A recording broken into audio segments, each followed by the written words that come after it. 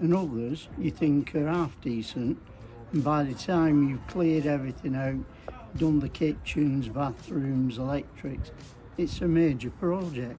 We're with the Scrutiny panels, so we've got the Scrutiny panel and the Youth Scrutiny panel members here today, along with our Voids colleagues who are showing them around so they can have a good look at and start to understand the process that a property goes through from being vacated to being sort of occupied again. We're visiting about 4 or 5 properties throughout the day today. Hopefully it'll prove to be a very insightful day for them all today.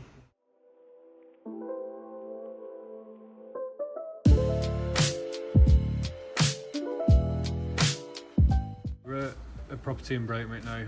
This property has come into us in the last couple of weeks. It needs a lot of clearance to make it back to a lettable standard. It needs kitchen and bathroom, it needs a full rewire. It will need a full inspection once it's been cleared to see if there's anything else that's required in this property. We should be looking at up to 3 months, 4 months maybe, hopefully, to get this back ready to let and get the new tenant in. Why do some empty properties remain empty for longer than others? There's numerous influences on how long a property will remain empty. For example, there's structural issues when properties go out and they get one for structural investigation. There's letting issues, as in there's areas that are difficult to let, and at times housing services won't want us working on them, they want us working on high demand properties, so we'll target them. So at the moment, because of the high numbers, we're not necessarily working in a chronological order, we're working in a demand order. So some of the properties that you might have seen empty for a long time aren't necessarily in demand properties, and we will get to them eventually, but obviously there's demand for certain types of property.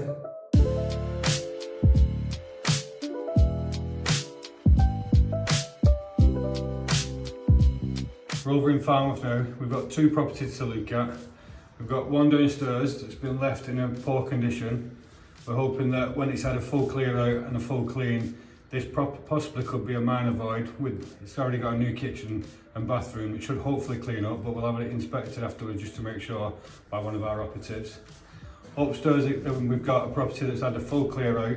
It's recently been fully inspected. That's a major void, and we'll see what works are required in that one when we go up and have a look. There's obviously a big difference between a minor and a major void. I wonder if you can give us an idea of what that is. The first thing we do is, once we receive that property, is we isolate it. At that point, the isolation team also make a number of decisions around the clean, whether there's possible asbestos in the property, and at that point, whether it'll be major or minor. The definition of a minor void usually is minimal work and minimal expenditure. Major properties are obviously the ones with a lot more work on them, so the turnaround times are higher.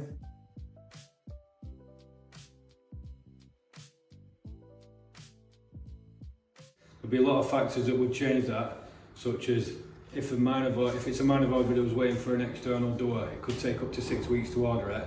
Or if it's a major void and it needs several different capital works doing on it, it could need a kitchen and bathroom, rewire, maybe even new windows and doors, then that would possibly push it over the target. Well, I've been on voids before, but coming on voids, everyone is different. There's no two the same. Yeah, there are properties that you think are bad and they're not. It's a decent property, and others you think are half decent, and by the time you've cleared everything out, done the kitchens, bathrooms, electrics, it's a major project. That's the thing I've learned, that there's no 2 sessions of ours that are the same. Different areas, different properties, different problems. We're in a property in Halliwell. This property came to us quite a while ago now. When it came to us, it was highlighted as a structural issue with this property. As you'll see on the video, there's a number of structural issues been fixed with it. It's had extensive work done on the outside of the property, and then when we go on inside, you'll see what's been done on the inside.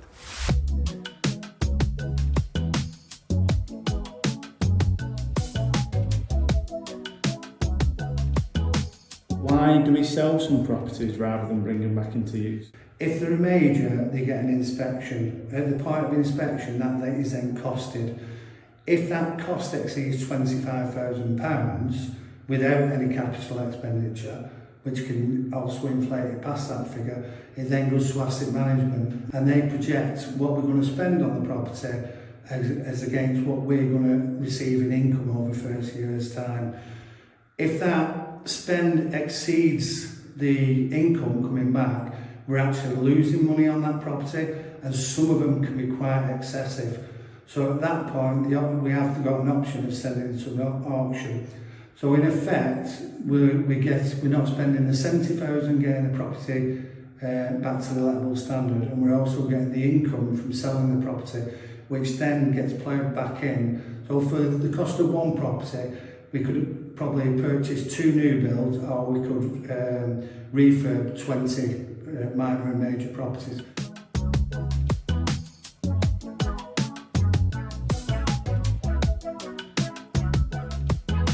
I think it was a big learning curve, just understanding some of the costs that are involved in a void that you don't think about from the outside.